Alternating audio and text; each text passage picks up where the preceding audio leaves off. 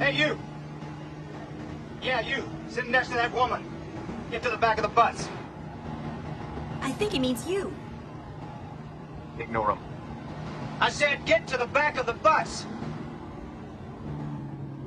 Move it!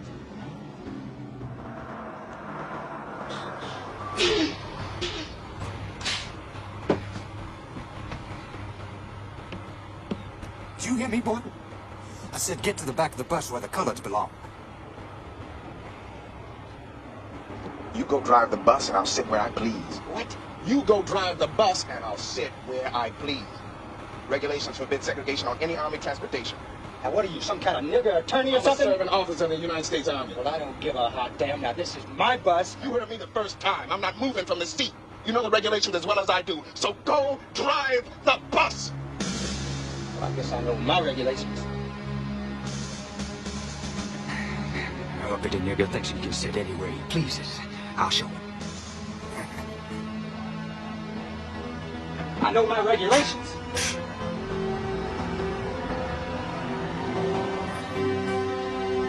This is one damn nigga that's gonna get what he deserves. Regulations or no regulations, no nigga's gonna come down here and tell me how to run my bus.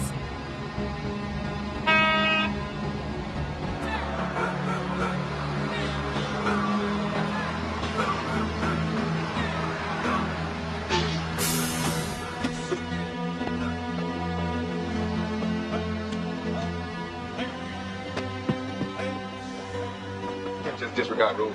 2 weeks ago, a colored GI got shot in North Carolina for refusing to move to the back of the bus. Yeah, I heard.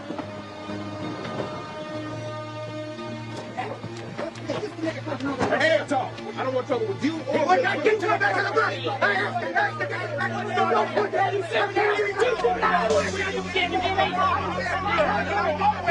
where I please! You better come with us, see the duty officer, Lieutenant.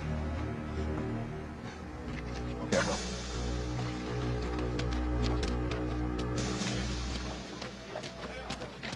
I'm not doing anything wrong, okay? All right. You will not move to the back of the bus just like I told you to do.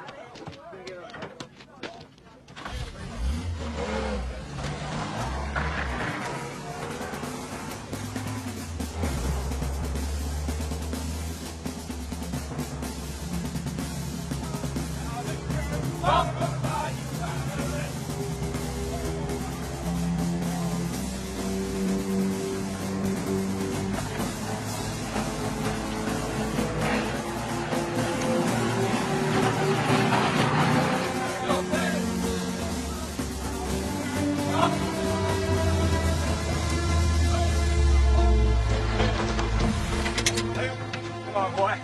Lieutenant. Whatever you say, sunshine. Is this the nigger, Lieutenant? Uh-huh, ain't this a piece of work? Well, Mr. Nigger, you in big, big trouble now, boy.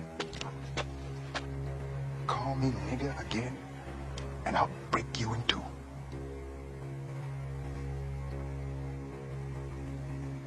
Captain! We got the lieutenant outside, sir.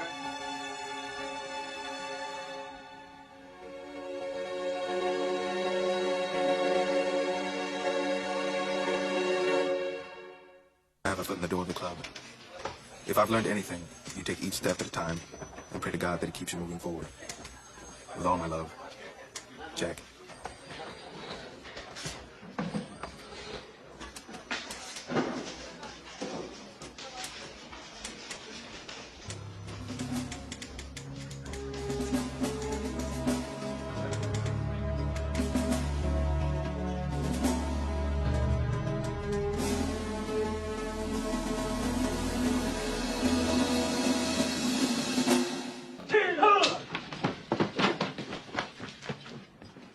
At ease. I'm Lieutenant Robinson, your new company morale officer. Any problems, any questions? Sir! Who's going to the Rose Bowl, sir? UCLA, of course. Serious now. Any problems, any questions, anything you'd like to talk over, anything? Them bars ride heavy, Lieutenant? Not yet. Get ready. Sir, One at a time. It's the PX, sir. They got a line in there. Colors to one side, whites to the other. Half the time can't even get a seat. There's only a few places for Negroes. Sometimes you can stand in there all night waiting to get a seat, waiting to get served. Then they close and you're just plain out of luck, sir. They expect us to be Army, but they still treat us like we're poor mule niggas no matter how hard we try. Now, how are you supposed to believe in anything when it's like that, sir? Believe in yourself. Dig down deep and find out who you are, what you are. You're not going to get self-respect from me, from your mother, and especially from the Army. It's here. I'll look into your problems men immediately. Good afternoon. Carry on.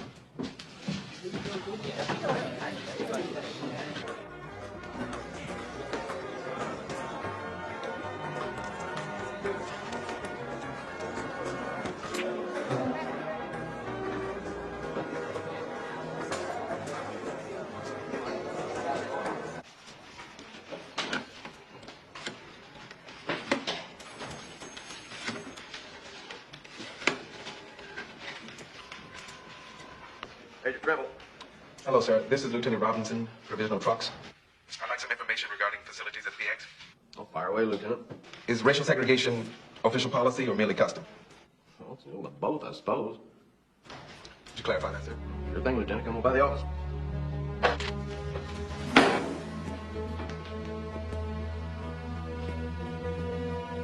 Lieutenant Robinson, sir. Hey, Robinson.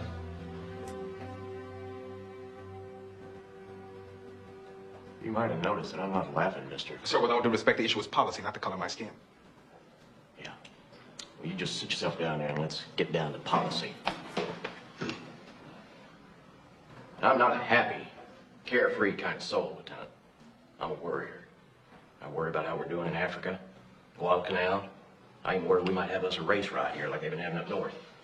As Provost Marshal, that's my job. Yes, sir. My job is to see the morale of the Negro soldiers, which is very low at this moment. An adjustment in the PX seating might shift that around. Adjustments and shifting may create a morale problem among the white troops. Now, you expect me to start making impossible choices? No, sir, I expect nothing. I'm requesting an effort to change something very unfair. Unfair. Yes, sir. The Negro troops are prepared to fight and die just like white troops. If they're going to die like whites, they might as well eat like them. In a perfect world. But now, this ain't a perfect world, is it? And my advice to you is to leave this matter alone. Don't go mixing things up, making them worse than they already are. You are dismissed.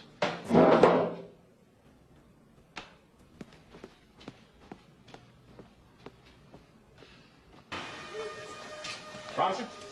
Yeah, Coach? There's a little problem. Problem? Yeah. Saturday's game. It seems administration in Missouri refuses to play against Negroes. I don't like it, and I'm sure you don't either, but that's the way it is. Colonel thinks we can win without you, but me, I'm not so sure. Anyway, he's offered you a 2-week leave, and hell, the leave's a leave. I'd take it. I believe I'll do just that. Yeah.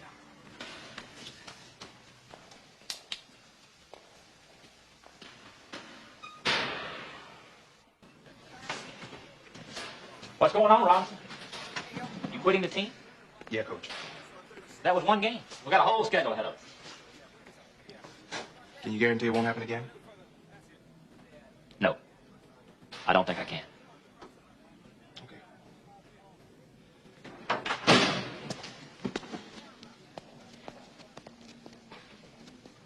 I want you to report back to practice tomorrow, Lieutenant. With all due respect, sir, I'm afraid I can't do that. I'll take this personal, Robinson. My son says the entire offense is built around you. Now, will you or will you not pick up your equipment and rejoin the team? Is that an order, sir? You know damn well I can't order you to play football. Sir, I was not allowed to play baseball on this post because of my race, and I've been informed that I won't be included in every football game for the same reason. Under those circumstances, sir, I can't feel much loyalty to the team. Dismissed. Robinson, you're making a big mistake. Is that all, sir? Dismissed.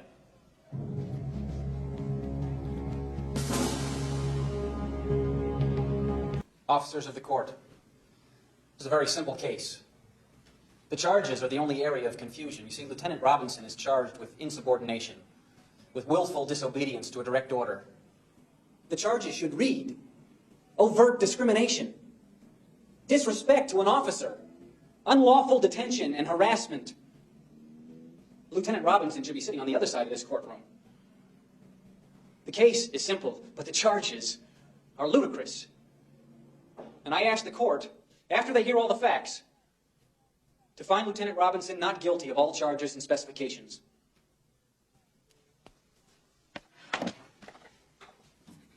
Describe for the officers of the court what occurred when Lieutenant Robinson gave his statement, please, sir. He made fun of us. Could you clarify that, Captain? Tell us in more detail. Yes, sir. He kept smiling, and he always had his hands in his pockets, swaying back and forth.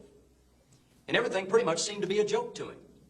He kept on saying, "Okay, sir," and "y'all, sir," like they do when they really don't want you to know that they're razzing you. And he was argumentative as well. Always said things like, "Why do I have to answer that?" Thank you, Captain. No further questions.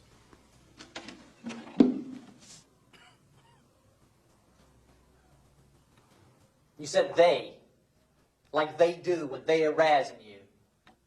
What do you mean when you say they? You know what I mean. No, I don't. You see, I can't read your mind. Now, who do you mean when you say they? Negroes. Negroes? Don't you mean niggers, Captain? Objection. Counsel is leading the witness. I am attempting to demonstrate a highly prejudicial state I exists will say despite the the following, and not repeat myself. You, Lieutenant Klein, are no more Clarence Darrow than the trial judge advocate is William Jennings Bryan. This is a general court-martial, and I will have no grandstand efforts as long as I am president of this court. Have I made myself clear? Yes, sir. Yes, sir.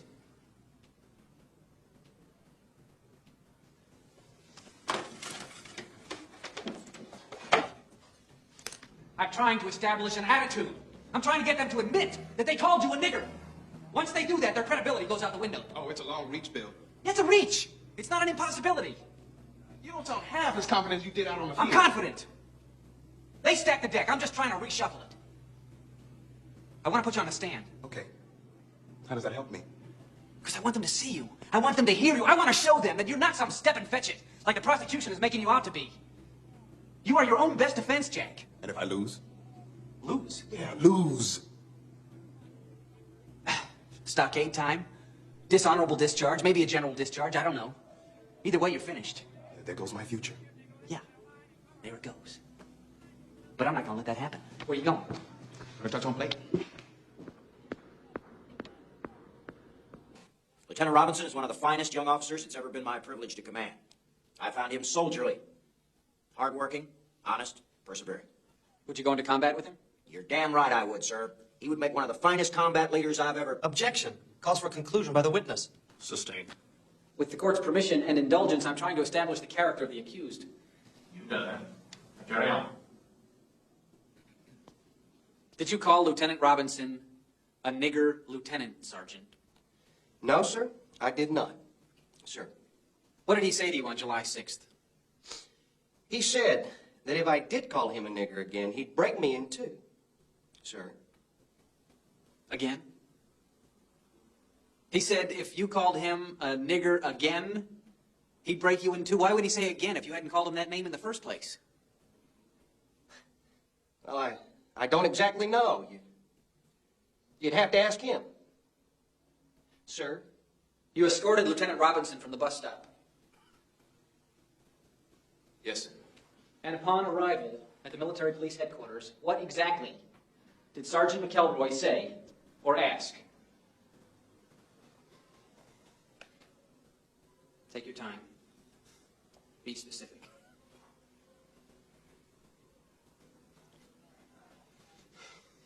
Yes, sir. He asked if that was the nigger lieutenant. He was referring to Lieutenant Robinson.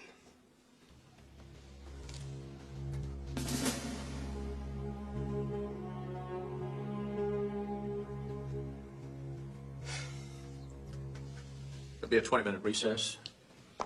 Charge 1, insubordination, not guilty. Charge 2, willful disobedience of a direct order, not guilty. This court is adjourned.